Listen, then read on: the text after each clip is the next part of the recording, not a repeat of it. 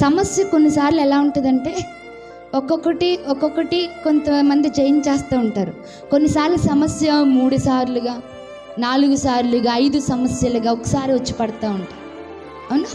కొన్ని సమస్యలు ఒకేసారి చుట్టేసుకుంటే, ఒకేసారి పెళ్ళి, ఒకేసారి పురుళ్ళు, కొంతమందికి ఒకేసారి అప్పులు, ఒకేసారి నిందలు, ఒకేసారి అన్ని సమస్యలు ఒకేసారి వచ్చేస్తూ ఉంటాయి.